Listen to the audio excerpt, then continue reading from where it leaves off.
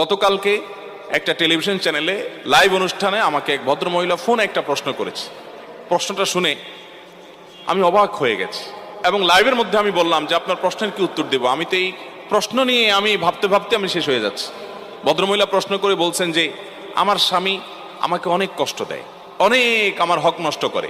সে বাহির থেকে আসে, এসে মোবাইল টিভি রিমোট নিয়ে বসে, আমার দিকে তাকায়ও না, জিজ্ঞেসও করে না, অসুখ বিসুখ খেলাম কি মরলাম দেখা দেখি নাই, আমার কোনো হক সে আদায় করে না। আমি নামাজ পড়তে গেলেও সে ডিস্টার্ব করে। শেষ পর্যন্ত আমার নামাজ যেতে অসুবিধা হয়, সে 2টা-3টা পর্যন্ত নানান গুনাহের কাজে লিপ্ত থাকে।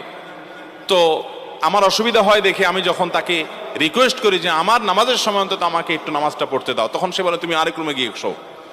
তো ভদ্রমহিলার প্রশ্নের বিষয় হলো, বলতেছে হুজুর আমার জানার বিষয় হলো এই যে আমি আরেক রুমে গিয়ে ঘুমালাম, এতে কি আমার স্বামীর অধিকার নষ্ট করলাম কিনা। আমি বললাম